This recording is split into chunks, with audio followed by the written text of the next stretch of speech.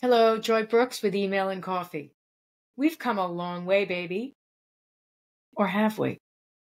Allison Jeffries is a recreation coach, healing women's broken hearts, helping to free them from everyone else's expectations. We talked together about the race for success, equality, and respect, and discovered some surprises along the way. Woof. And now, Allison Jeffries. Joy Brooks with Email and Coffee. Today I'm speaking with Allison Jeffries, and it's a lovely day, and it's a lovely woman, and go for it. Tell us a little bit about yourself, Allison. Well, I'm Allison Jeffries. I am the author of A Woman's Guide to Surviving Divorce, a #1 bestseller on Amazon. I am a life recreation coach for women.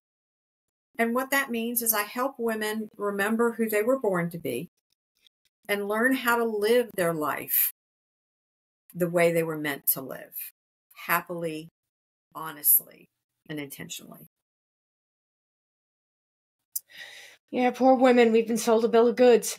Eh? Mm-hmm. We've been hosed. Yeah.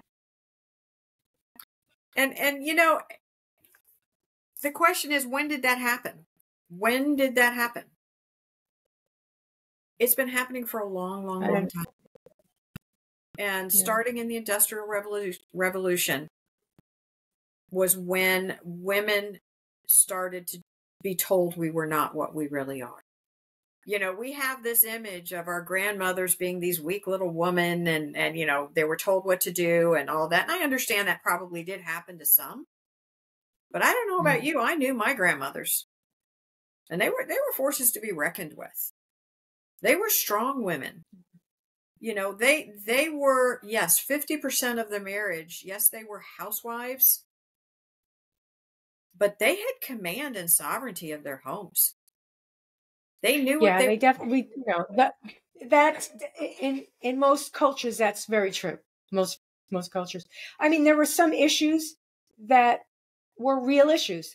The vote, right? Mm-hmm. Mm-hmm. Being able to make money or handle money in their own name, like, you know, getting a house in their own name, getting a credit card in their own name. Those things are real, and those freedoms were thousands of years, you know, coming. But there were lots of other things written between the lines that I don't think we realized, or perhaps, you know, we thought these freedoms were what we wanted. We wanted to go to work, and we wanted to make our own money, and that's a fine intention. But then we were told we could have it all. So now we wanted to become the boss. And we were taught to imitate men. That's not part of the deal there. That's when we started getting hosed. Yes. We don't have to be men. But we did to enter into corporate America. Because if you're paying attention, corporate America is a very militaristic model.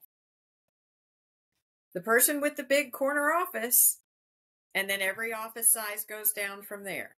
It's the hierarchy. It's the communication method. I'm a military brat. I was raised in a military environment. I am very comfortable in that environment. My father made sure we understood not only how to respect the officers that are above him, but how important that respect for all the soldiers that were beneath him was.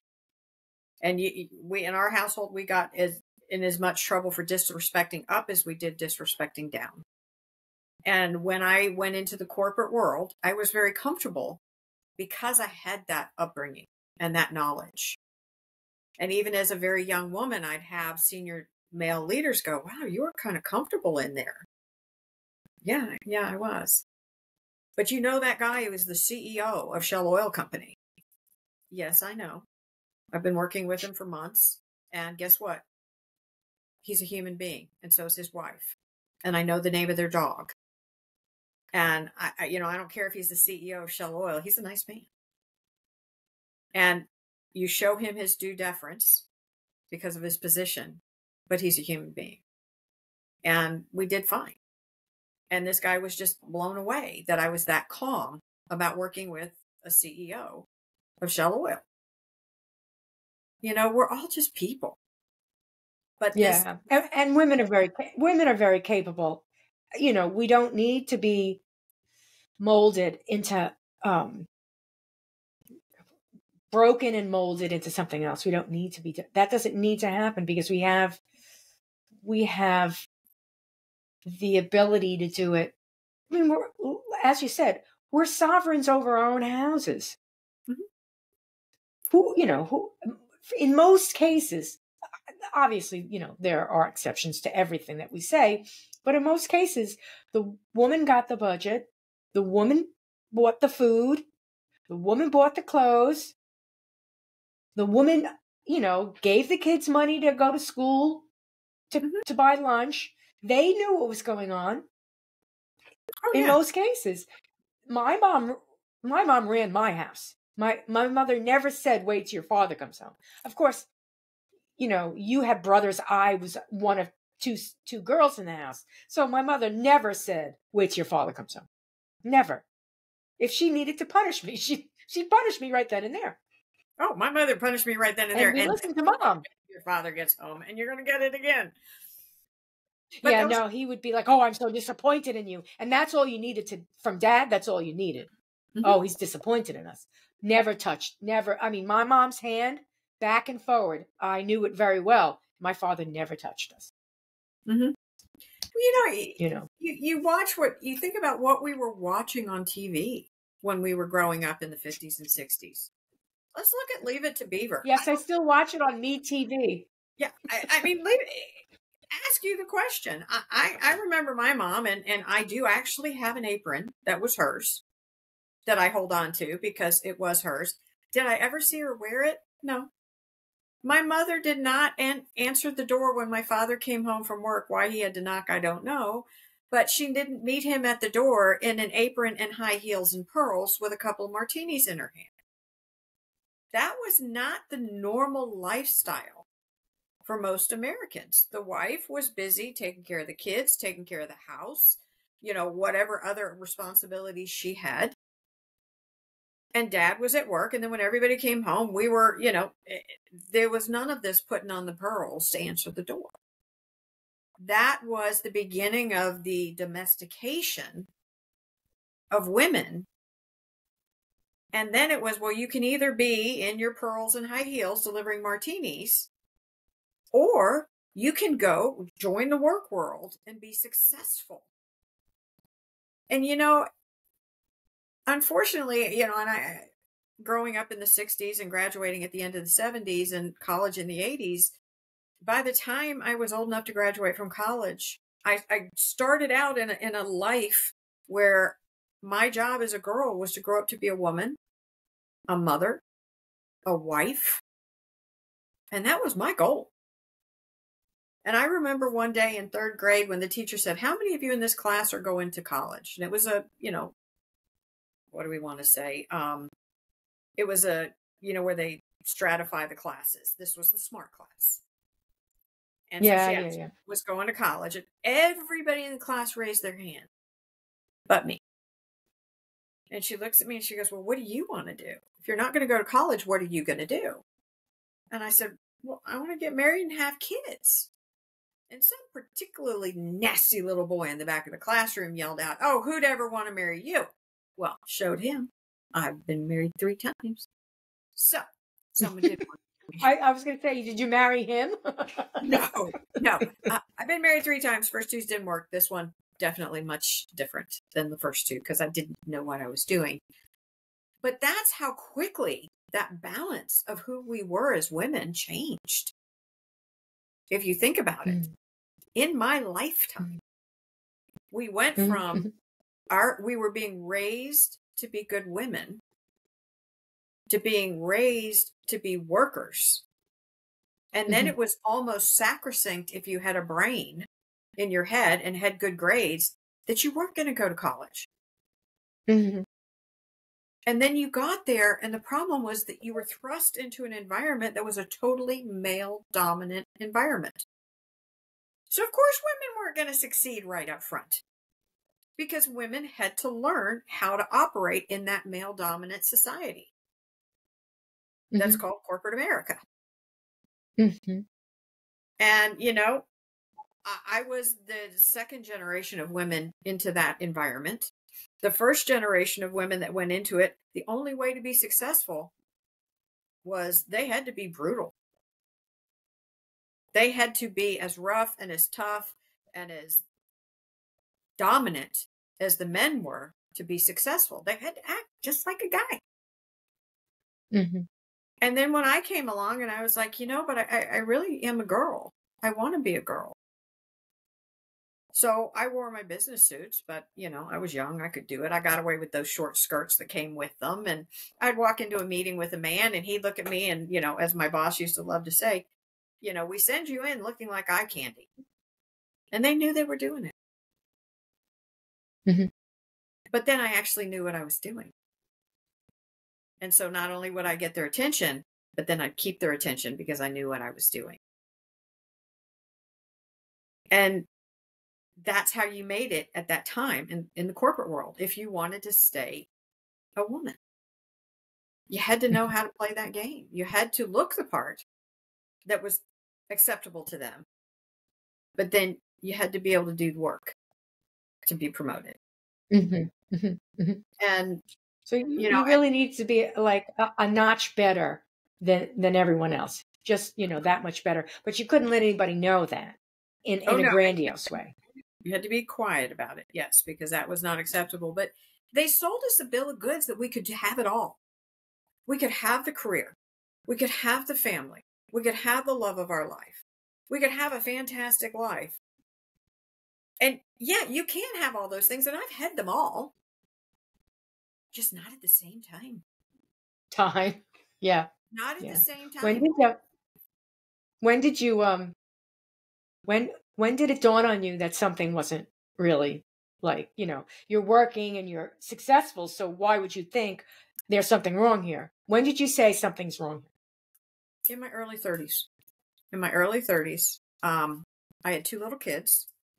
I was working, and a job came up that was of an international nature, and I applied. I was talking to our manager, the boss, and I was telling him I wanted to apply for it. And he goes, "Oh, no, you can't. What, you don't want that job." And I said, "What do you mean?" Well, you have little kids. You don't want to travel. I'm like, don't you think I should be the one that gets to make that decision if what I want to do or what I don't want to do? And I wasn't allowed to apply for that job. I was not even considered because they never thought that I would want to do something like that. And then, you know, as I stayed in corporate America, I ended up with, and unfortunately, just saying, she was a female boss, and she was probably one of the worst ones I ever had. And then her tactic was, yes, I know you have 2 little kids, but I'm going to send you away at least once a year for 6 weeks at a time. And then ask me, but you don't need to come home every weekend, do you? And I was, yeah, I do. I have kids. I have to come home. And it was just so interesting that there was no consideration for my children, no consideration for me. And if I wanted my job, I had to do what they told me to do. Right. And so it didn't matter whether I had a male boss or a female boss. They wanted me to do it the way they wanted me to do it. And to be away from home. So when you wanted to go away, when you wanted the international job, they didn't want you to have it. Because that would have been your choice. Yes. And then when I did have a job that shouldn't have had that much travel, all of a sudden, I was expected to go. And I made the cardinal mistake of saying, you know, I'm the only woman here traveling. I'm the only woman with small kids traveling. Is the company, if you want me to go for 6 weeks at a time, which I can do, as long as I come home on weekends, are you going to reimburse me for some of my childcare? No. Were you married or single at the time? I was married. But, my spouse worked too. Right. Of course. But no, we're not covering your child care. We don't cover it for anyone else because no one else needed it. Right. Yeah. No one else needed it, but they wouldn't cover it. And I was like, okay, I got the message now. And it was a very, we supposedly had it all,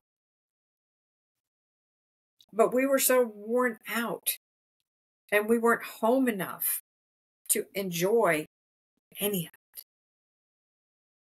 Yeah. And it's sometimes, I don't know, I feel like sometimes we got railroaded. So if we were in a position with authority and sometimes in your case, it almost sounds like, let's see if we can, get her out of here. Well, We'll just make it so utterly impossible for her to manage that she'll want to move on. No, they would busily at the same time explain to you there were no other companies out there that would hire you to have a job like that. Mm-hmm.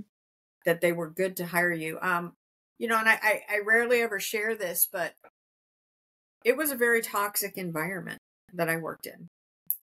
Mm-hmm. And at one point in my career, my boss called me in to let me know, called me at home actually to let me know I didn't need to come to work the next day, that they were doing a stack ranking and that I was being demoted. Now, don't worry about it. Mm-hmm. We're not taking away your work and we're not taking away your pay, but you're losing your title and the respect of your peers because we needed to stack rank. Now, my boss was the only one who knew at the time that I was pregnant. Mm-hmm. And he told me I could stay home because he knew I was going to be very upset about this. Mm-hmm. And I was like, well, if it's what happened, it happened. It's no big deal. I'm going to go ahead and come to work. And I worked through it and ended up having a miscarriage. Mm. While I was in the hospital, having had a miscarriage, one of the other managers in the company was there, having just had a hysterectomy. And she stuck her head in my room and she goes, I'm so sorry to hear that you had a miscarriage. You were doing so well. And I looked at her and I said, how did you know I was pregnant? Because I had only told my boss. Mm-hmm. Oh, well, when we were doing the stack ranking, he felt like that would be important for the group to know in the decision as to who would be demoted.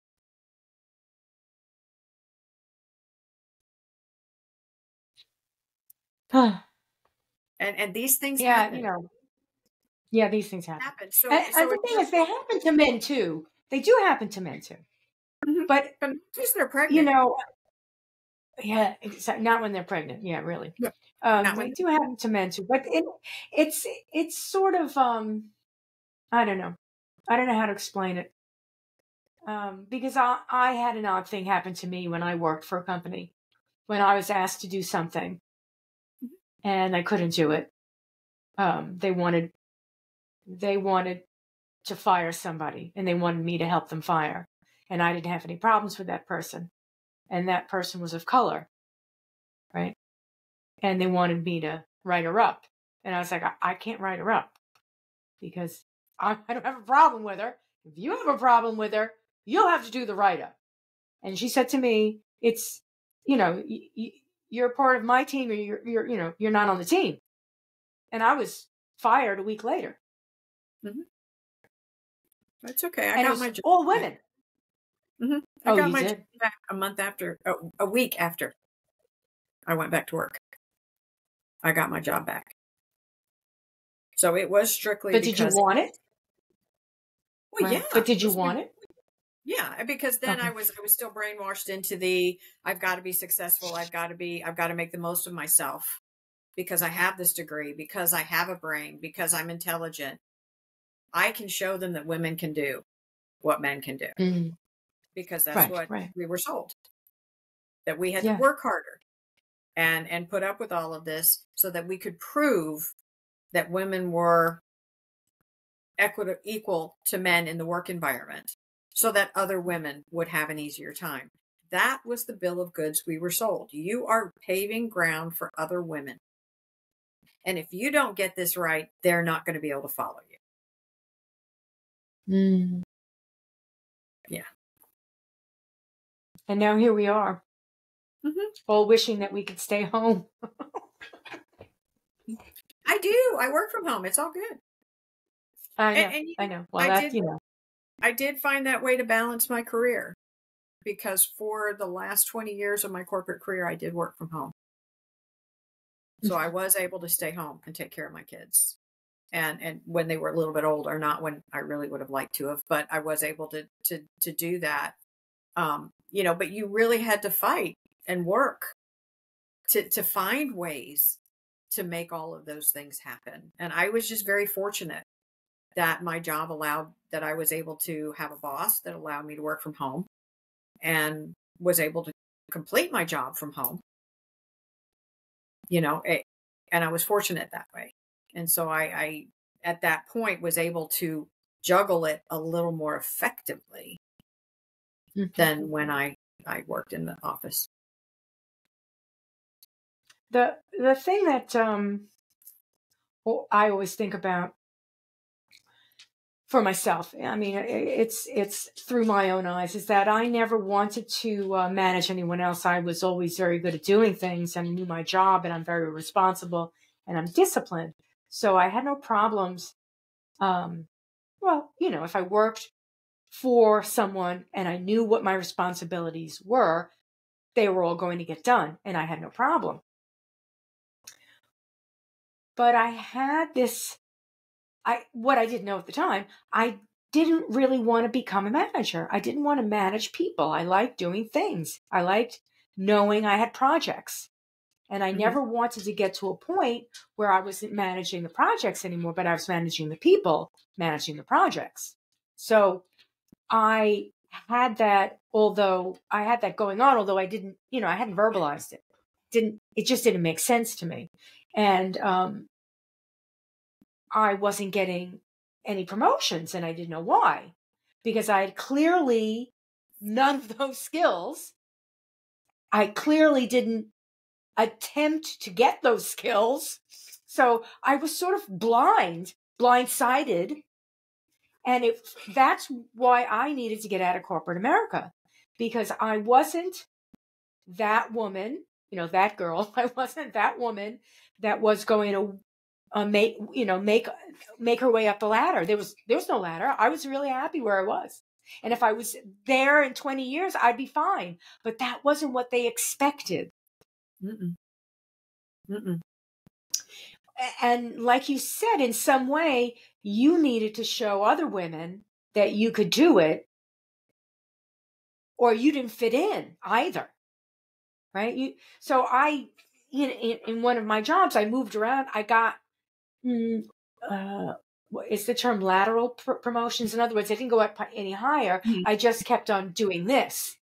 Yeah. And I got to the point where I was burning out. I didn't realize it, but I was just like, why am I doing this?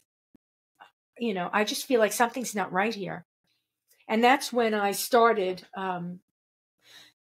thinking about my career in a different way. And fortunately for me, work lent itself to eventually becoming remote. And that's where I felt most happy, where I was I was sovereign in my job. I worked with other people, but I was sovereign in my job. And my job was not to find out what other people were doing.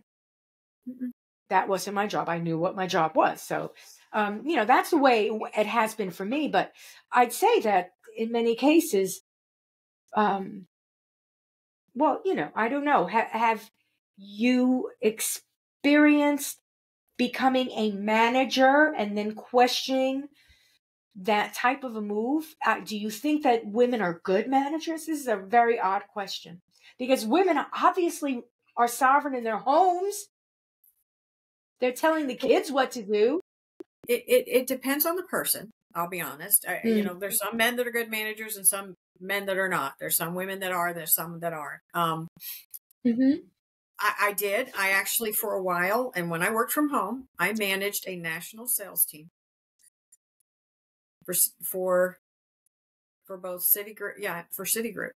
I managed a national sales team for Citigroup where I had people that worked for me all over the country, managing different territories and regions. And I was a good manager in that situation because I was taking over a business unit, and I looked at it and I said, it's these people are adults, they're professionals, they know their jobs. What is my job as a manager? It's to do the company's business. This is all the company's business, and to enact in the policies and the rules. And as long as I do that, I'm fine. And these Right. people know their jobs. So I just went into it because I was kind of young. I was in my 30s, maybe later 30s by that point, maybe close to 40. And I just said, hey, y'all are all adults. You know your jobs. Let's sit down. Let's do a process flow. And we're going to talk about what you do and what I do. And what I do is it's my job to tell you what you can't do. I'm not going to tell you what to do, but it's my job to look at what you're doing and tell you when you can't. So I have veto power.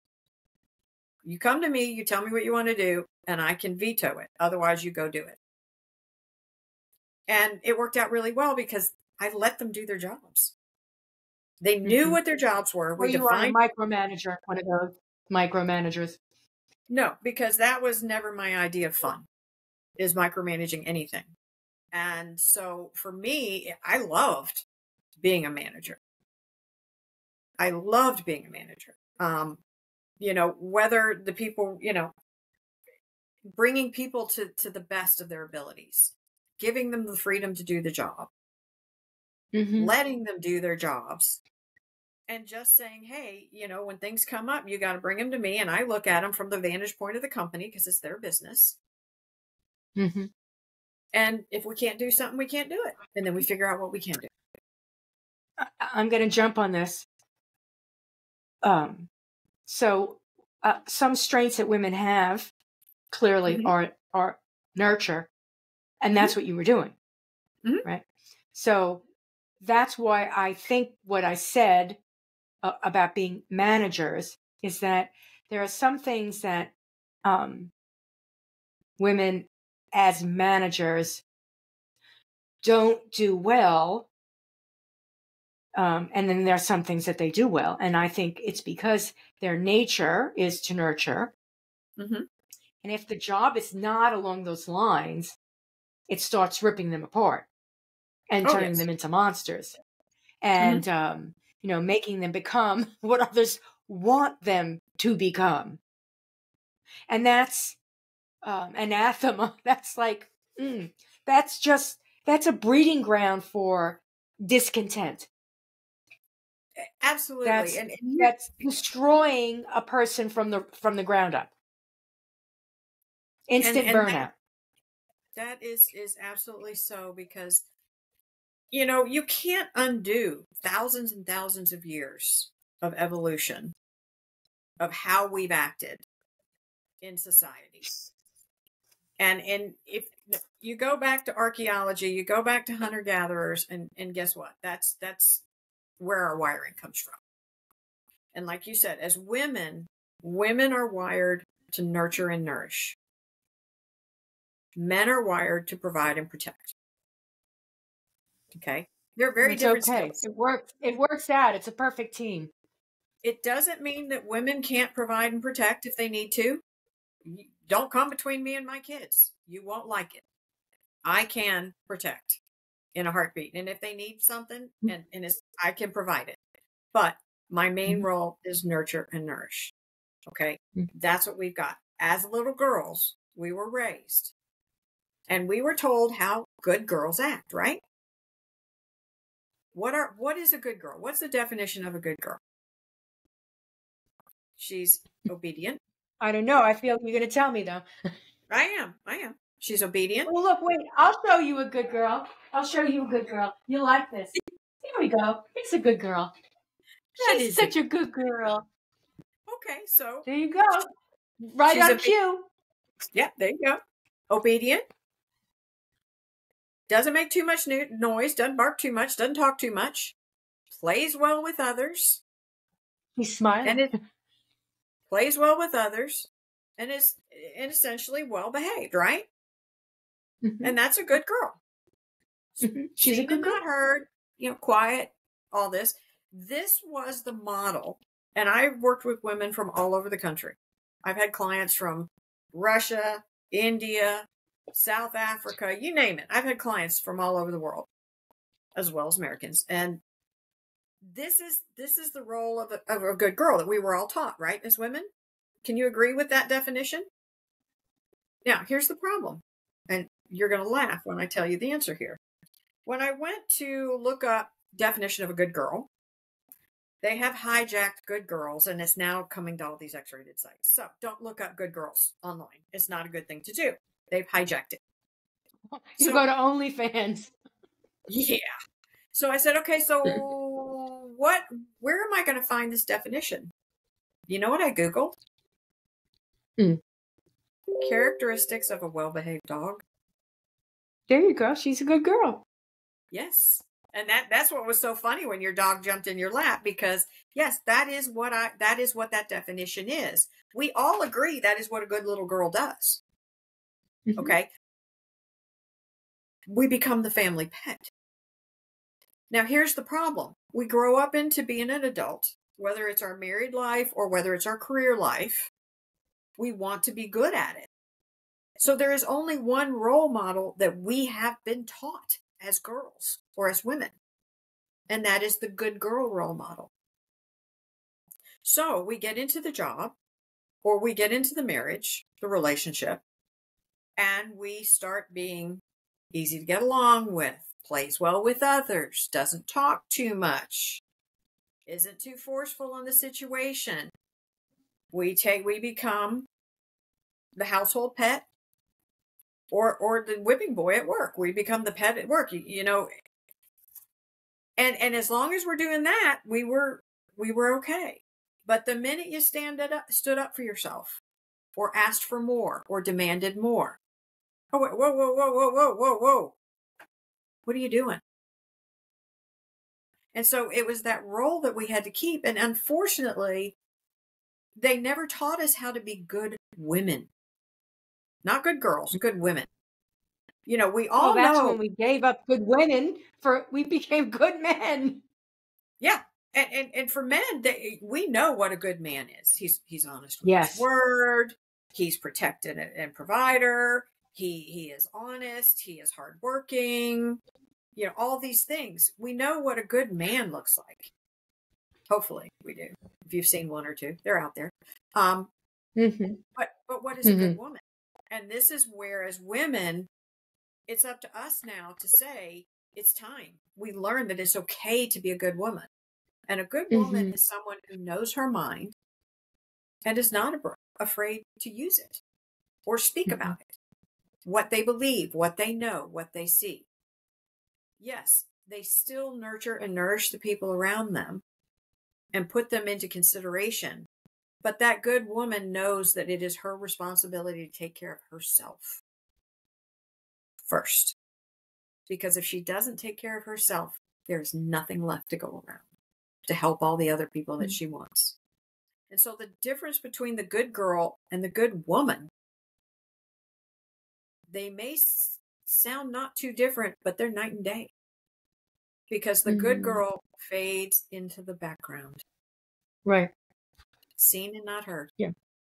Where the good woman says, I can fade into the background if I don't need to say anything, but when I need to say it, I'm going to say it. Because it's what I believe and it's the truth. And I'm going to go there. And that's the difference, because had I spoken up like that in my corporate life when I was younger, that would not have gone over very well. I had to be very subtle. And I had to show what I could do, not tell what I could do. Right. Exactly. So bring it all forward now. And now we've got, you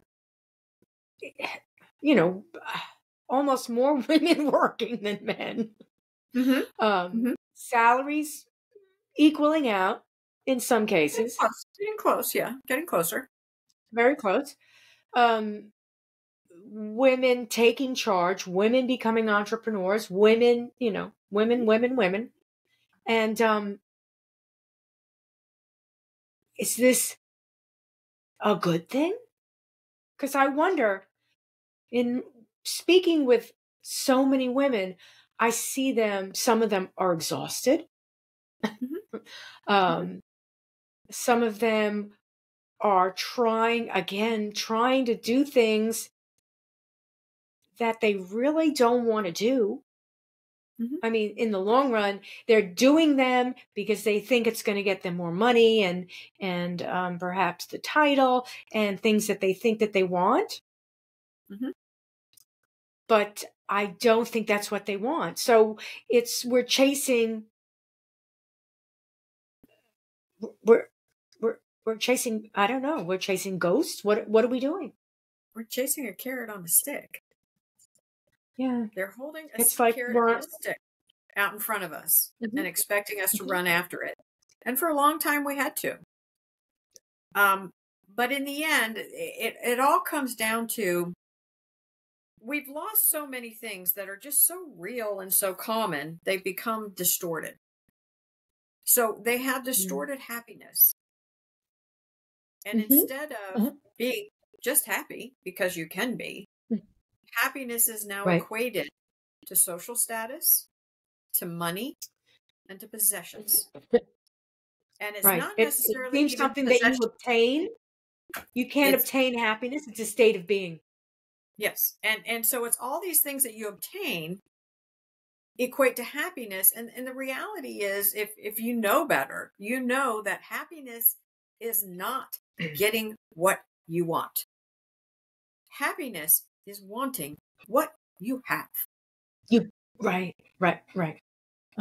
And that's the difference. But it all changed with the materialistic, with the advent of the radio with commercials, and now the television with commercials. I don't know if you've ever sat and counted commercials, but you watch a show, and midway into that show, they may have 6, 7, 8 commercials, shorter ones, all in a row. 4, 5, 6 times during a 30-minute TV show. That television is nothing more than an advertising box for things that you should want, and explaining to you why you should want them, because they equate to you being prettier, smarter, better looking, happier, or keeping up with the Joneses. Everybody else. And now we've got all the videos acting those out. So we've got commercials feeding them into our minds, and then we've got all these videos, TikToks and such, women acting that out. And then you got the shows displaying this behavior as normal. Yes, as normal. And so it's they've taken happiness out of the equation of our lives. I mean, you have to fight for it. You have to fight for it. And you know, the example of a little kid, you know, being happy and they get a gift that they like and they're happy. Have you ever given a little kid a gift they don't like? You know it. Just think of Christmas and kids. You give them stuff and they just cry. Yeah. You know, it's like you give a kid for 5 minutes. Yeah, you give a kid a gift they like and you can tell the difference. You give a kid a gift they don't like and you know. Whereas as adults, it's not about what I like and what I want. It's about what does everybody else have? And if my car isn't as nice, so I'm getting a nicer car, so my car is as nice as everybody else. I'm buying a house in the next neighborhood because they're nicer houses. I'm wearing these clothes because that's what's in style. I'm wearing these shoes because that's what everybody's wearing. But you know, here's the thing, and I'm going to go back to the kids because it's sticking with me. You give a kid something pretty simple, relatively simple. And they'll probably have more fun. It's like a cat, They'll have more fun with that simple toy than if you give them something complicated, because the complicated toy is going to break. Mm-hmm. The complicated toy they have to put together. They have to figure it out. You have to help them, and you have to help them now. So it becomes this, like I said, this Christmas hysteria where the kids are crying because you gave them too many toys, and now they can't figure out which one to play with first, as opposed to giving them a ball and saying, go outside and play. And Johnny runs outside with the ball and is very happy with that ball. Well, but part of it is these kids, when I was a kid, you wanted a bike. You knew what a bike was. You knew what you did with a bike, and they lasted for a long time. I had my first experience with understanding the brainwashing my children were going through when my oldest was 7. The babysitter called and said, I'm having a problem with Michael today. Okay, what's going on? He won't eat anything but cereal. I keep trying to get him to eat something, and he says, no, he wants cereal. I said, that's kind of weird. Let me talk to him.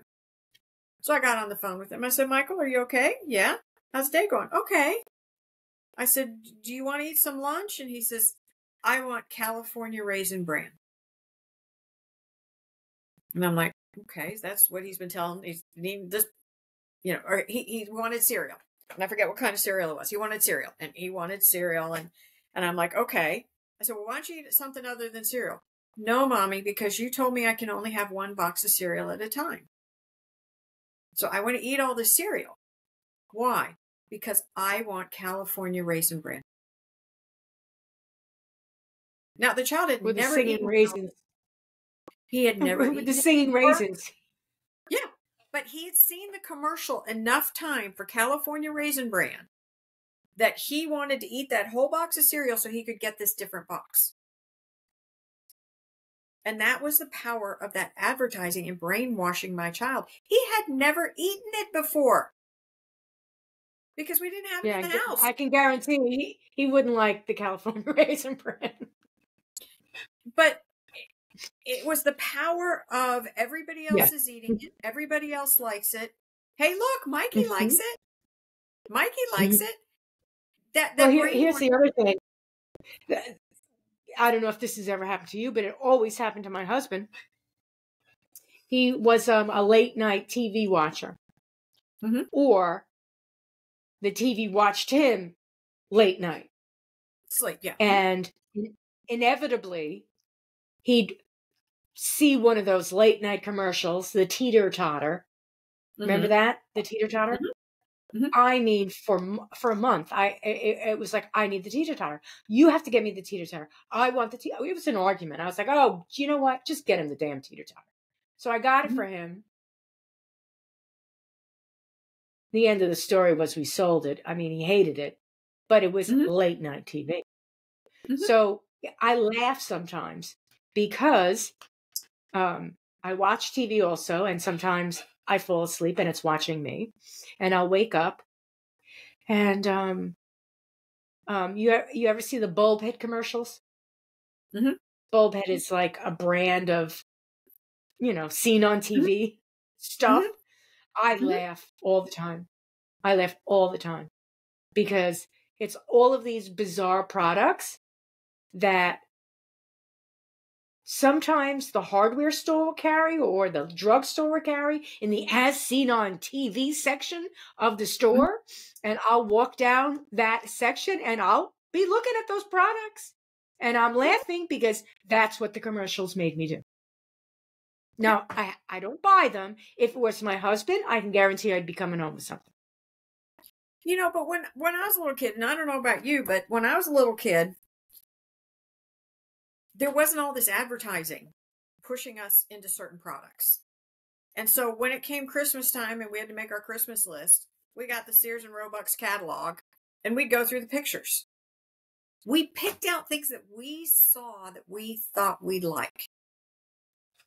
Whereas my kids, there was no Sears and Roebuck catalog. They'd make a list from the commercials on TV of what the other kids were having fun playing with. And unfortunately, the things that they were being sold didn't last.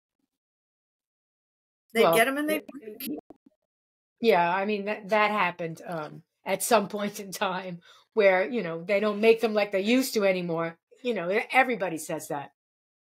Everybody When we says were that. kids, They don't you make got refrigerators the way they used to, or cars, or bicycles, or knives no. and forks. I mean, all those things. When we were kids and you wanted something, you wanted a tricycle, then you moved to a bicycle on with training wheels, then you got a little bit bigger bicycle. Maybe then you got something, a fancy, 10-speed or something. But there was a use for everything you wanted.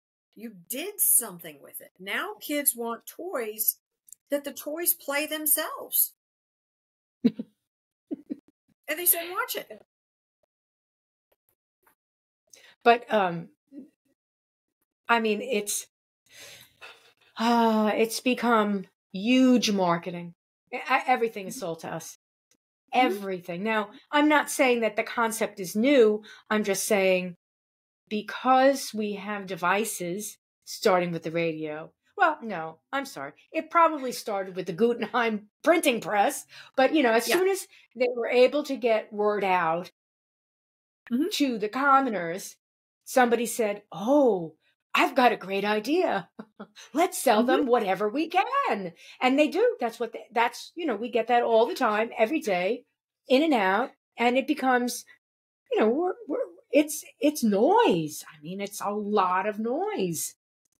And the thing is that they're selling us things above and beyond just gadgets or food or clothing. They're selling us lifestyles. And those commercials and in those TV shows, they're telling us who we are as women, what we want as women, what we should desire as women. And I don't know. Are those things really who we are as women inside?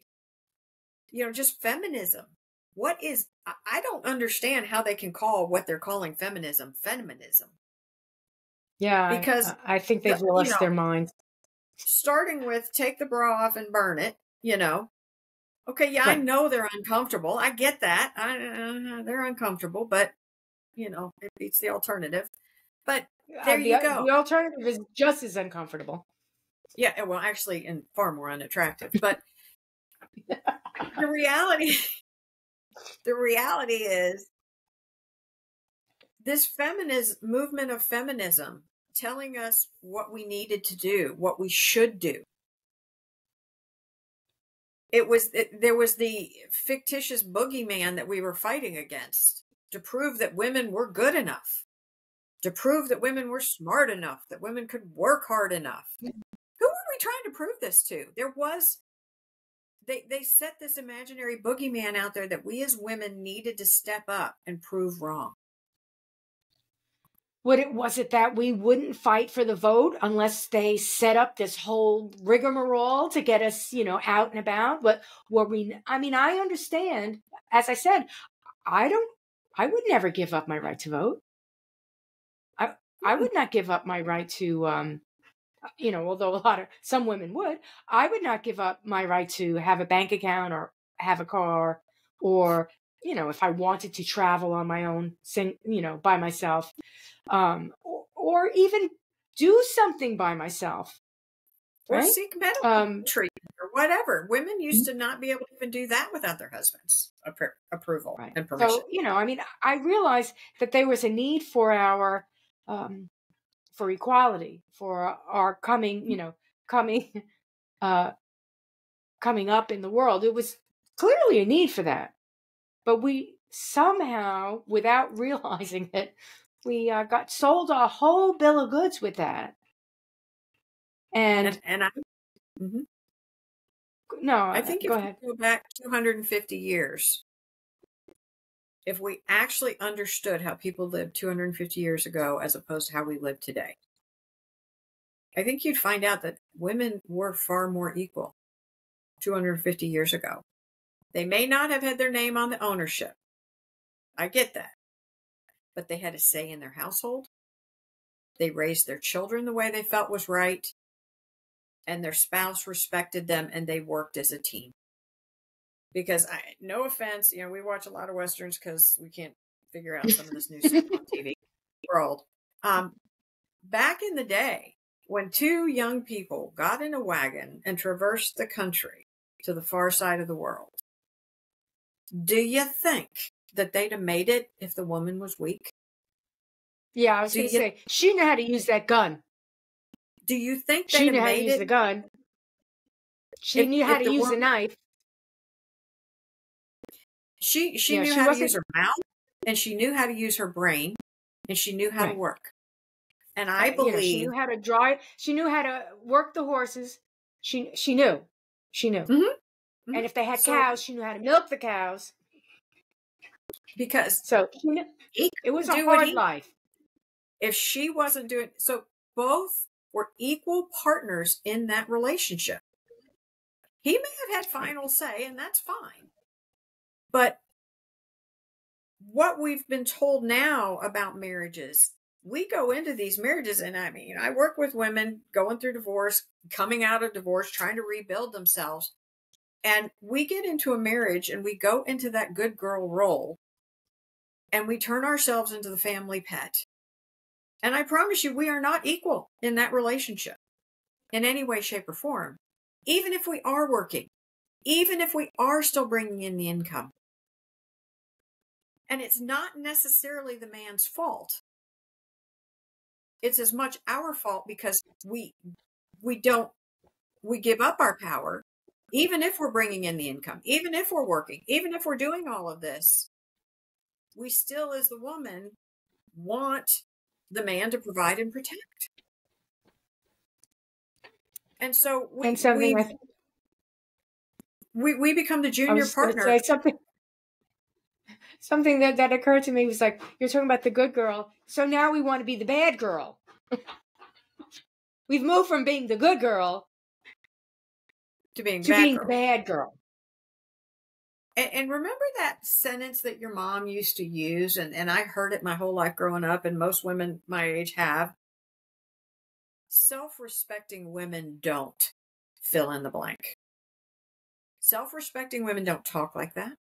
Self-respecting women don't wear clothes like that. Self-respecting women don't go to places like that. The problem was we were at a point in society where, as girls, we were not taught to be self-respecting. We were taught to be self-deprecating. Right. Because we were good girls. You don't show off. You don't brag. We were taught to have no self-respect. You respect men. They deserve respect, but women don't deserve into place. Respect. That's all you did. You fell into place. And so when they told you self-respecting women don't do this, your brain went, well, I've been taught to be not self-respecting. So I'm supposed to do that. So what do you think happened in the 70s and 60s with the liberation stuff? We didn't have self-respect. It was only self-respecting women that didn't do it. So of course we ran out and did it.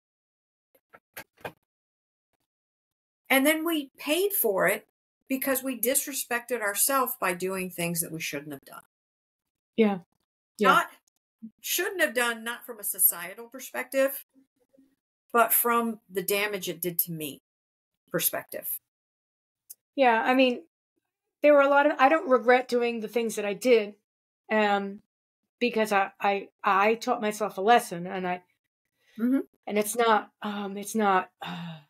bad girl lesson. It's just, I wasn't having fun. That wasn't who I was. I didn't know who I was. And I was attempting to discover who I was. And when I figured it out, it was an aha moment. It doesn't fit the mold. However, I'm very comfortable in that place.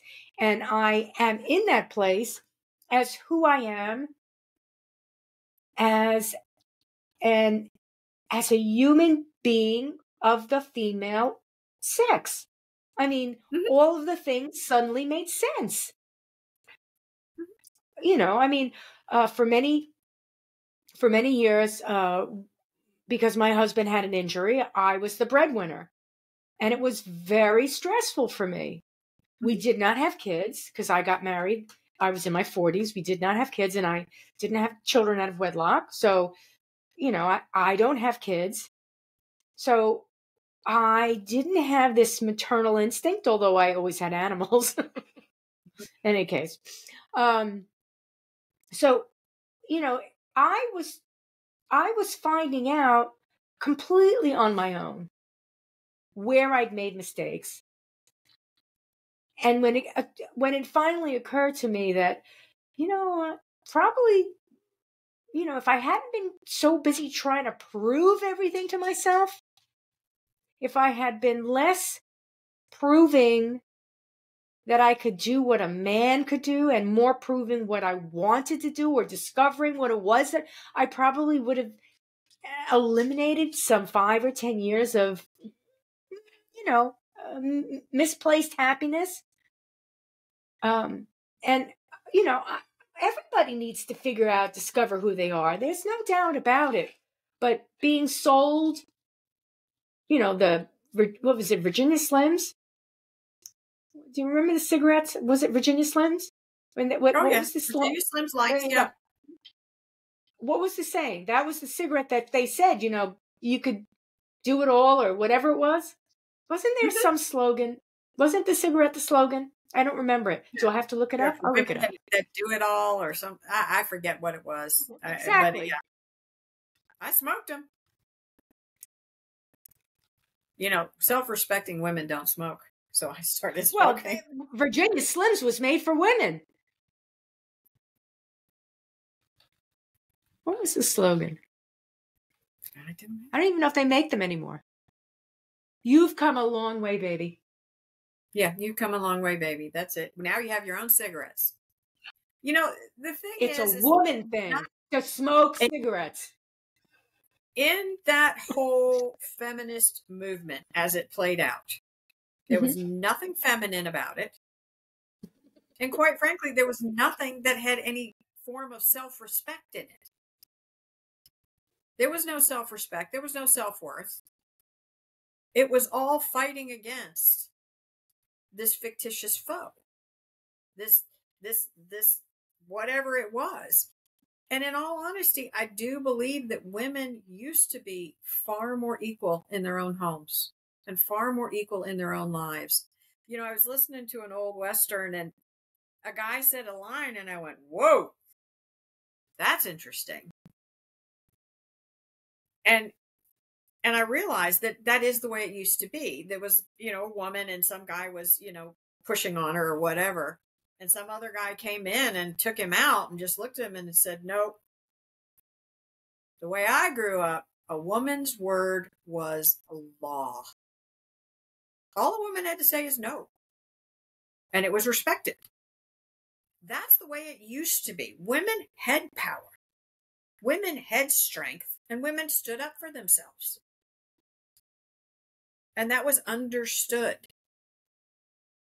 How did we get to this place where we think that in the past women were all victims of domestic abuse and they were all weak and quiet and just wore the apron and cooked and met their husbands in pearls at the door? I don't know. But I don't know. Was it the impact of 2 world wars? I don't know. Because, men came back from those wars and they were not the way they left. They left boys. They came back, PTSD. having seen they were traumatized, yeah. They were traumatized. I don't know if that was it, those 2 wars, that destroyed America, or was it, I don't know. Was there some sort of a romantic frontier idea that we had that was never real? I don't know. I really don't know.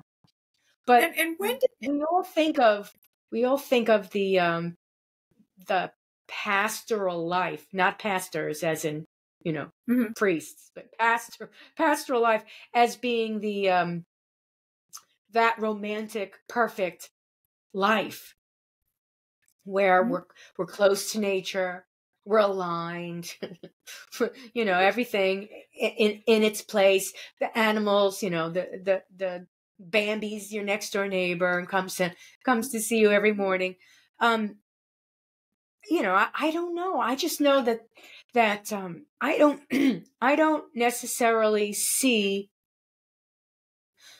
women so terrifically happy because of what has happened. And I'm not saying that they would have been or they could have been or they should have been. I'm just saying I don't see them any more happy now over whatever. I don't see it. I think women are far more unhappy now. I can't tell you how many women I say, okay, so tell me what's important to you. And they give me this long list of stuff. And I say, and where on that totem pole do you fit? And 9 times out of 10, they look at me and they say, I don't. I don't. We've been taught to subjugate ourselves to the good of our family, which tears the family down, or because we're not strong.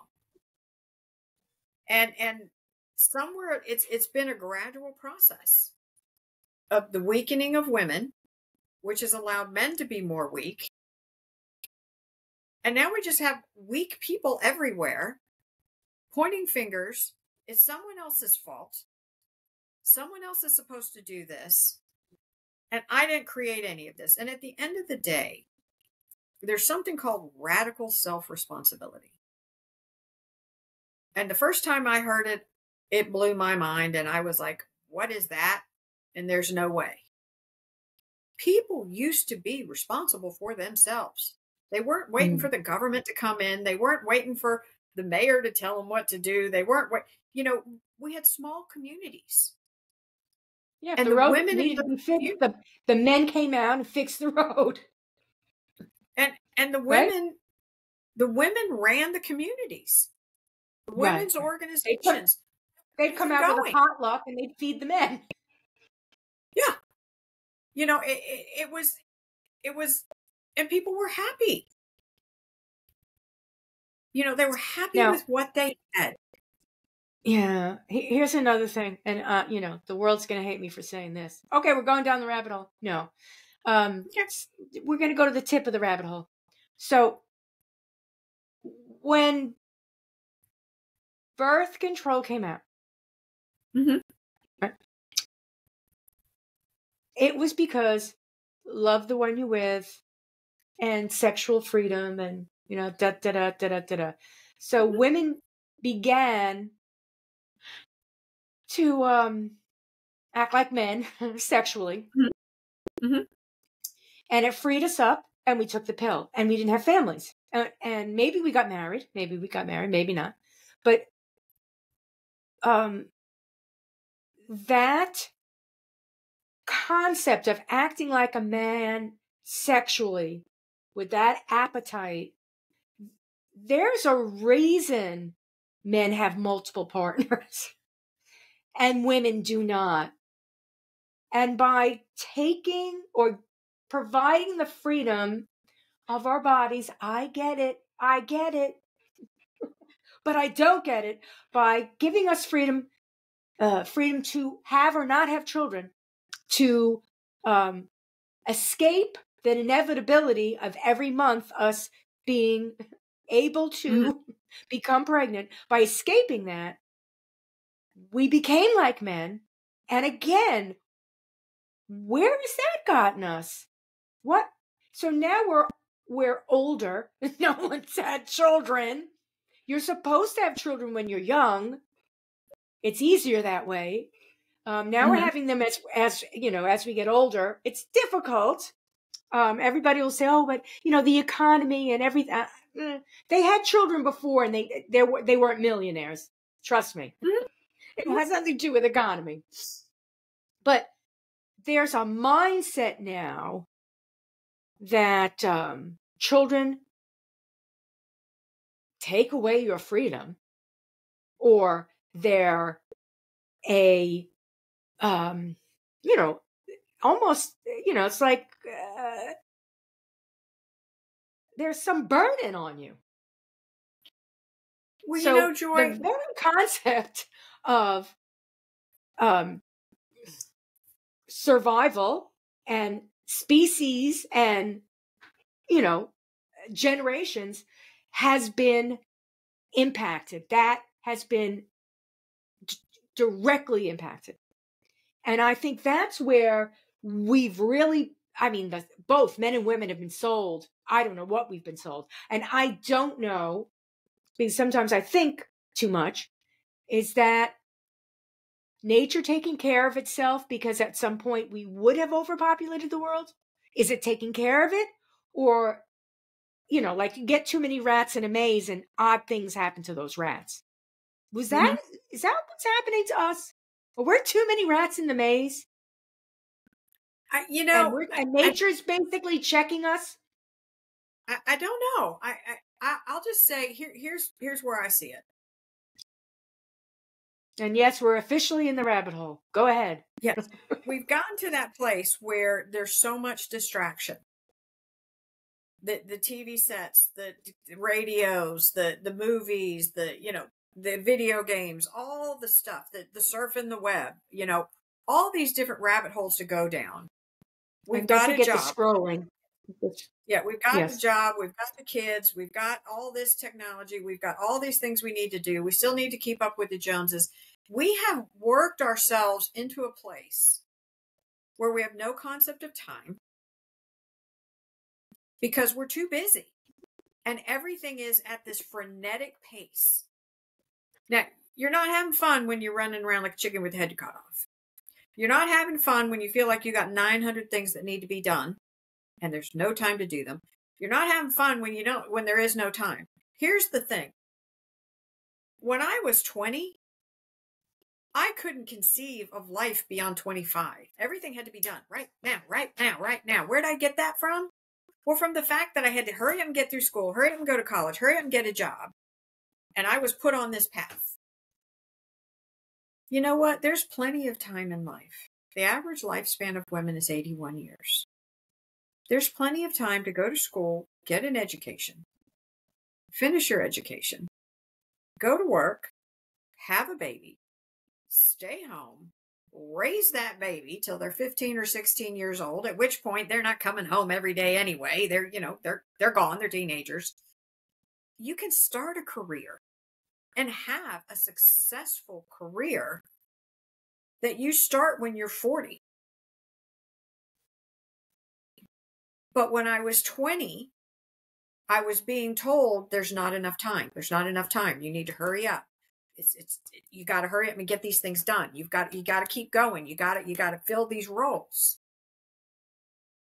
And how many other people fell into that same trap? So something had to give, and what gave was the being that we are inside. Mm-hmm. Mm-hmm.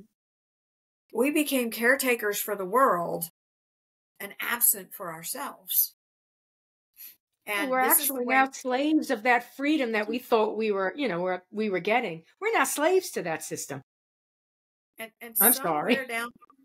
Somewhere down the road, the reward will come. Yeah, it's got to level out again. It's got to level out. And men will be happier. Women will be happier. I shrivel and contort when I hear it, it's the patriarchy. And I'm like, oh, okay. There are some civilizations today that are matriarchies. There are. Mm-hmm. They're very small. They're, and I'm not saying it doesn't exist, but I am saying that it's not a patriarchy in the sense that they're trying. I mean, it's not like this although maybe it is, Machiavellian Game of Thrones going on. Even in the Game of Thrones, the women are doing weird things. I'm just saying that they make it sound like it's this world that it isn't. Yes, men are stronger than women. They used to be anyway. Yes, men are stronger than women. Yes, in many cases, they lead, we follow. Yes, but in many cases, they're leading and they turn their heads and they say, which way do I go? And the woman says, make a left, babe. And he makes a left. And that's the way it's supposed to be. We're not supposed to be at each other's throats. And as I said in the beginning, I think there were some things that we needed to obtain in our republic, in this here experiment, the United States, a republic. There were some things that we needed to obtain. It was inevitable. So, but we're becoming slaves to the concept, whereby we should be happy now that we've obtained it and try to level out. You can't keep going up. Like, we need the first female president. It will happen. It will happen. I'm sure it will happen. The right female candidate comes along. It would be nice if we could have a decent male candidate right now, but that's besides the point. I do understand when there's a need. But sometimes we take it to the limit, and we've definitely taken it to the limit.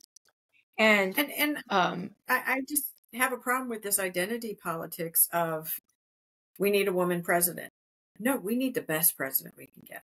We need a woman CEO. No, we need the best president we can get, whether it's a man or a woman. That is when we will have equality. We need the best person. When people start understanding that everybody is different. And, yes, men, if you look at, the distribution of data, it'll show men on average are stronger than women. Women are weaker. But it doesn't mean there aren't some women that are stronger than some men. Right. But we're talking about physical strength. I would say men are physically stronger than women. Women are mentally stronger than men. Did I just say that right? I think so. Well, we're more resourceful because being weaker physically means we have to figure out ways to get things done without brute force. Right. So we just have a different way of figuring out how to get there. And we get there. If it has to get done, we can figure it out. We'll get there. And it's just that we were equal until they started telling us we weren't equal. Or that we need to be more equal. Like there's something to that. And do you want to tell me that with all these female CEOs, that women are more respected in the workplace? Maybe a little bit? Not necessarily. It's not the same. And so as women, it's up to us to define what success is. We have, in my generation, in my 62 years, been told what I'm supposed to want, how I'm supposed to be happy, and how I'm supposed to live my life. And none of that has worked. None of it. We need to understand as women that we have the right and the obligation to figure out what we want and who we are and stand firm for that. And do so with grace and respect. Do so with grace and respect. And I'm not getting what I good girls to become fine women. Yes. Just like good little boys become fine men. Yes. And it's just as difficult for them as it is for us. Because they have more opportunity does not mean they have they're any happier. Does not necessarily mean that. The quotient of happiness is I don't know where it went. I talk to people and it became a commodity that you could buy on late night TV. Every product was being sold because it makes you happy. Everything. Or there's a pill for it. We'll give you a pill. You'll be everything. Right. Exactly. The cereal won't make you happy. Now we'll give you a pill instead. The proof is in the statistics of how many different antidepressants, mood elevators, and mental assistance pills that are out there. is the proof. If you look at the number of people in our country alone that are on antidepressants, that are on ADHD medication, they're on some kind of medication to adjust some function of how they operate in the world. That right there, that number, that percentage of people that are being medicated to be happy. You know, I think we're a little bit unhappier than we used to be. No, they didn't have mood elevating drugs back then. And I'm sure there were people that were depressed back then too, but not like what we're seeing right now. Not like what we're seeing right now. Everyone, it's this victim mentality. It's happening to me and I didn't deserve it. Yeah, that's such a sad thing, because I think everybody faces the martyr at some point in time. And I think it's probably around the point of maturity. And maturity, by that I mean hormones. Suddenly one day you've got all these things going on and you had no idea what they were. And it's instantly woe is me. Instantly woe is me. Because you can't do what you used to do. You don't enjoy that anymore. You know, it's so, you know, when I got my period, I remember my mother smacked me. Not because I was bad. It was like a traditional thing. And that was because, I know, whatever. I was becoming a woman and I was passing, from one stage to the other. And, it's like, I laugh. It's like she was, snap out of it type of a thing. It's like smacking the baby so the baby could breathe. It's sort of like snap out of it. You've got to move now. You've got to become something else. And that's the point at which 12, 13, 14, 15, where every human being is like, what? And they're exploiting that. Now, there's lots of kids that go through all the different stages that the kids go through. All kids go through all of these stages. They're terrible twos, whatever it is. There's almost a stage for everything. And they're exploiting everything that they can with a pill, with a procedure. I mean, exploiting everything. There's a commercial for that. Used to say there's an app for that. Well, there's a commercial for that. And we just believe whatever we're sold. We don't sit back and say, come on. Now what are you selling? What snake oil is this? At some point, we've just got to get a grip.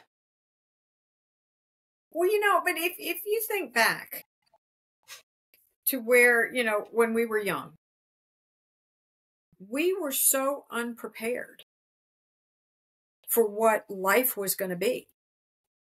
200 years ago, 250 years ago, you grew up in more or less an agricultural environment because more people lived out in the country than in the city. You saw how families worked. You saw how procreation worked. You saw the life cycle happening. You saw how couples worked together because you had to work together if you were going to survive. It was a fact of life. And all of these things, we had sex education in the home. We knew what was going on. We knew what we were doing. And we had a small community supporting everyone. And we had that cohesiveness. And we had a faith that people shared.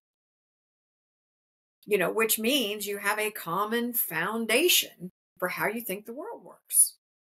The one thing I learned in school when I started taking archaeology in 4th and 5th grade was that a people cannot be a civilization until the number one factor is met. They have an organized religion. And I'm a person of faith. I have my faith and I believe it. And I don't know how people get through they do need a faith, because that faith is manages the taboos, the myths. It manages everything that brings them together, because what a tribe is a group of people that all believe the same thing. Well, and Otherwise, you can't it's not a tribe if they don't believe the same thing. And you can't have civilization if you can't have laws that control people. Right. That's and how what do it you works. need? And what's the underlying thing you need to have that control over people? You need to have a religion you could exploit. Right. And that as soon as became they, the basic. right. As soon as there's God, somebody's saying, "Oh, there's a commercial for that." as soon as it happens, the next day they're thinking, "Oh, if we have God, now we've figured out a way to get them to to get up earlier and to work harder and to To be more productive, to add to the bottom line of the GDP, and it just keeps on growing and going. And in the end, how many times in your life has anyone ever said to you, what do you really want? What makes you happy? How many times in your life has anyone ever said a definition of happiness would be nice. If, because when I was young, I remember in the summer telling my parents, "Oh, I'm so bored." Right? Because I had all this time and didn't know what to do with myself. And maybe my friends weren't available and the days were so long. And I remember saying that a lot. And I think to myself, I wish I was so bored.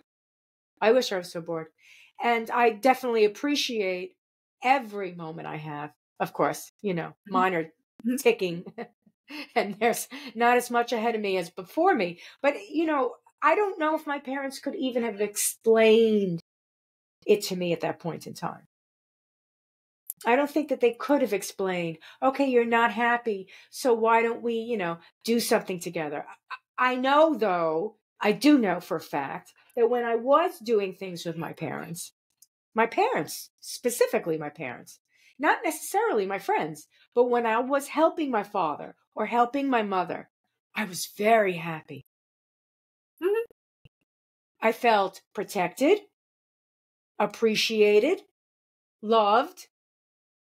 I felt I was sharing and accomplishing all of those things. Pretty damn simple. It's because happiness comes from the inside. People think happiness comes from out there because someone else respects us or someone else tells us something good about ourselves or someone else happiness does not come from somebody else. My happiness comes from me. It has to start with me. But how can I be happy if I don't even know what I want? If I don't even know what it is that makes me happy? Little kids know what makes them happy. They're either happy or they're not. I mean, it is that simple. Yeah, really. And as an adult, what I've learned is, and this works for me, and I hope it works for other people, but when I get to that place where I'm just discombobulated and trying to figure out what I'm supposed to do and nothing feels right, is I remind myself, if I were to tell you there are only two emotions in the world, fear and love. Only two. Everything else is a derivation thereof. We could cut through a lot of the clutter and the clatter that goes on, the distraction, and just say, I don't feel right. Is it out of fear or out of love? What do I want to do? Well, if I were afraid, I would do this, but if I was acting out of love, I would do this. And start paying attention to how often you are reacting out of fear. Yeah. And that's a big thing, because we can't ignore the fact that when there is a dysfunctional family, that women and children are living in fear. And how important safety is. And I think, again, there was a reason for the equality. We can't say, oh, everything was wonderful back then, because there were many cases where it wasn't wonderful. No, You know, it wasn't and there's wonderful. many cases today where it's not wonderful. There you go. Right. And it's, There's and it, I mean, if there is a dysfunction in the family and, like you said, love or fear, and people are acting out of fear, it's a waste of life. It's a waste of a beautiful life. It really is. It's very sad. And we're all humans, so we're all capable of incredible good and incredible evil. Mm-hmm. And we've all done things that you look back on, you go, what the hell was I thinking? That's not who I want to be. That's not how I want to show up in this world. But we were reacting out of fear based on circumstances, and it happened. But here's the thing. You have a dog. If your dog peed on the carpet one day, you're going to correct your dog and do whatever. But would you come back every day for the next 2 years and discipline that dog for peeing on the carpet if they never peed on it again? No. No. Why do we as human beings remember everything we've done that could cause judgment?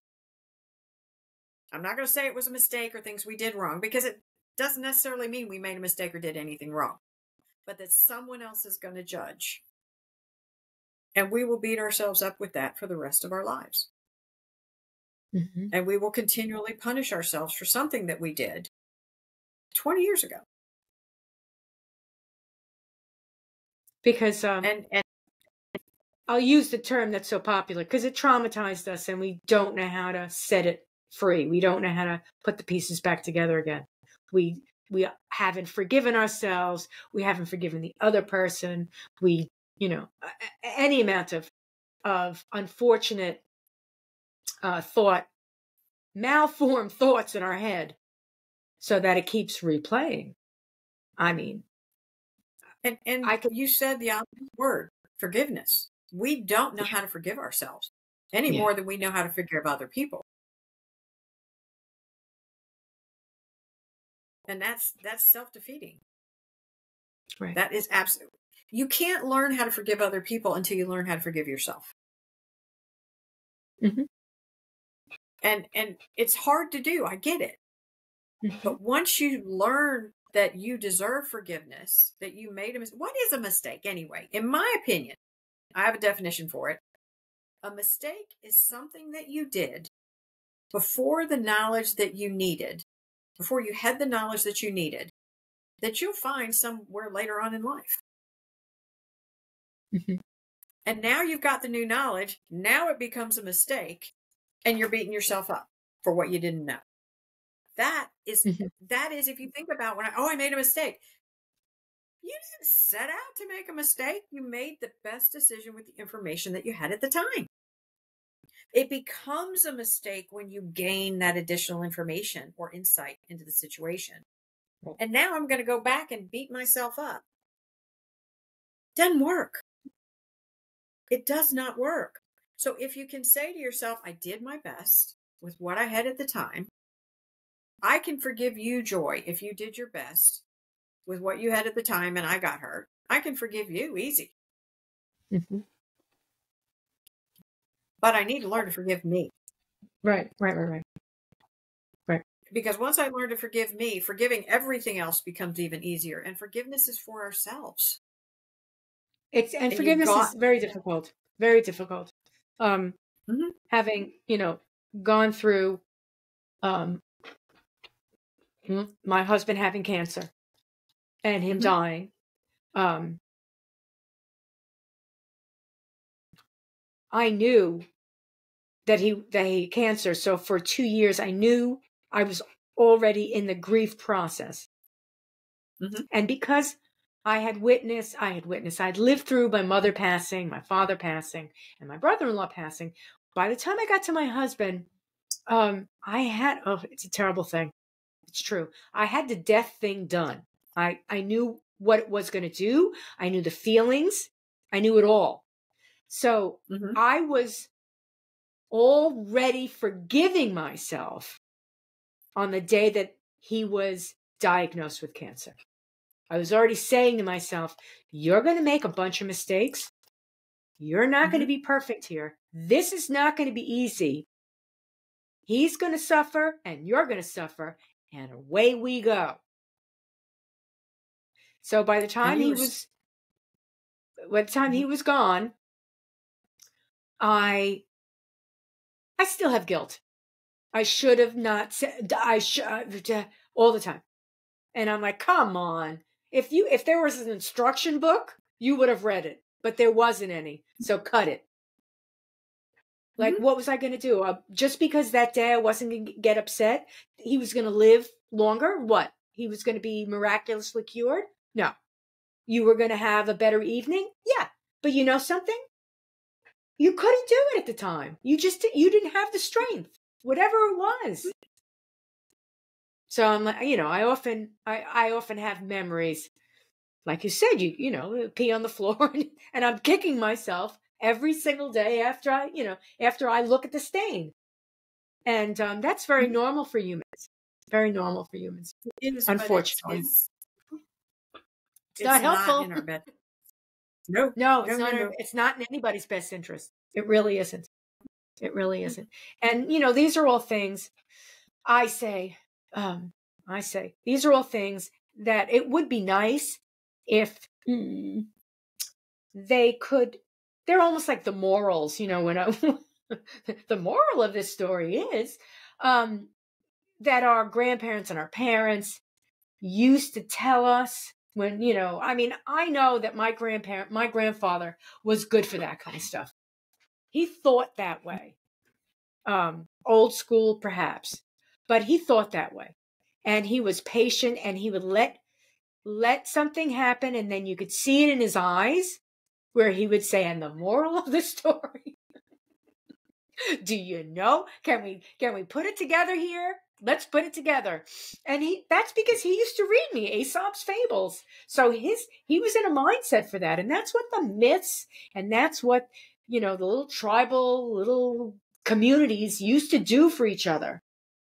Not that they were perfect, but they, Hillary Clinton, takes a village to raise a child, whatever. Yeah, it does. Not a government. But unfortunately, we didn't have any villages left by then. Yeah, not a government to raise a child.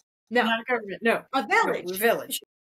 A village. Yeah, she might have meant government, but I mean village. Yes, it's a village. You need that community, and not only does it build the child, but it also, grows the parents. Everybody's learning. Everybody has the grace to admit, I'm here. By the grace of God go I happen to love that expression. And it has nothing to do with the fact that you see other people that are more needy than you. It's just that spirit of God, that's what gives you the spark. That's the grace of God go I. But for that creator that I don't know, this is how we're going to end this. The creator that I don't know. I'm not telling anybody that, I know. I'm simply saying that creator provides a spark in us, and that spark is grace. And absolutely. We seem to think who we are, and it's by the grace of God go I. And we just need to get a little bit more humble. People don't like when I say that, when I say humility and humble, because they're like, oh, well, you have to be able to be proud of who you are. I don't need to shout it from the rooftops. I can be very proud of who I am. And I think that bringing it back to what I said earlier, radical self-responsibility. Who's responsible anymore? Are the parents responsible for the child that takes the gun to school? Is the child responsible for taking the gun to school against the rules, even though the parents told him not to? Is the government responsible for telling me? Yeah, or I can or I can't have a gun. We have somewhere abdicated responsibility for our actions. We have absentee fathers. We have surrogate mothers. I mean, all these things that we've just, we don't need to do that. No, responsibility. People And we have have cyber lost children. Yes. And people have lost responsibility for themselves. For me, I'm like you. I have a faith. I have a God that I believe in, something bigger than myself, something positive and loving. And that if I can follow that example, I can be a better person and have a happier life. And right. Guess what? When I am living from that place of love, from that place of faith, I am a heck of a lot happier. Yeah. I mean, I can find happiness underneath a rock. And I make a lot less mistakes because I have something other than my knowledge to base my decisions on. So it is it's that loss of self-responsibility and loss of sense of something bigger and more important than yourselves that make it all make sense. And it's not something you can give to anybody else because it's something you have to find for yourself, that belief. It's underneath the rock. It's right there underneath the rock. Mm-hmm. But, you've got to be, you've got to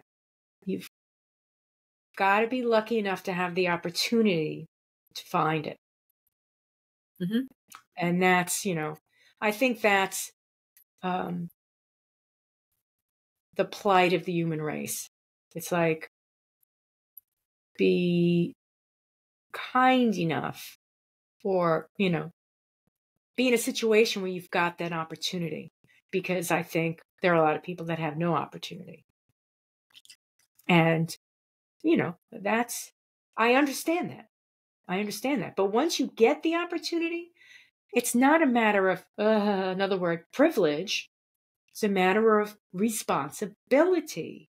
Now you have an opportunity. You're responsible for that opportunity to see it through, to make it work, to share it, to spread it, to teach it, whatever it is.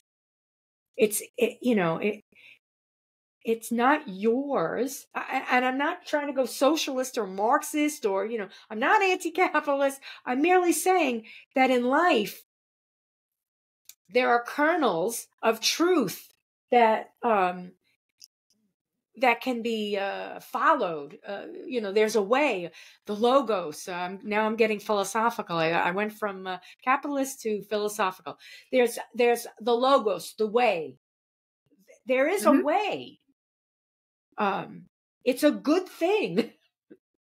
And we just need to just get back to basics, man. Just get back to basics. I don't know. I'm not saying that we need to throw away our cell phones. I'm merely saying, put the damn thing down. Get back to basics. Well, and for me, and I'll say this, and I'm done. I try to go through life. I know it's hard, but I try to go through life, with certain values. And one of my core values is: am I being part of the solution or am I part of the problem? And if I'm part of the problem, what can I do differently? And if I'm part of the solution, how can I share that with others so they can be part of the solution? And I think that is my defining litmus test, based on my faith, based on what I know, based on who I am. Am I part of the problem or am I part of the solution? And if more people focused on being part of the solution and not part of the problem, I think we'd all move society forward in a way that would make it happier for everyone. I like that. What a beautiful way to end it. If folks are looking for you on the web, how can they find you? I am on Facebook. I am on LinkedIn mostly. Those are my two. And then I do have a website. It's www.isurvived.info. Okay. isurvived.info. Survived with a D in the end. .info. Past tense. Survived. A Woman's Guide to Surviving Divorce. So I survived. There you go. And Allison Jeffries. Very simple. Jeffries with an S. Spelled as you think it would be spelled. Well, it's Jeffreys. Oh, there you go. It's not spelled as you think. It's got 2 E's in it, so that's hard. So it's Jeffery. Not Jeffrey. It's Jeffery. There. Oh, it's got 2 E's. J-E. We're going to do this now. Jefffereys.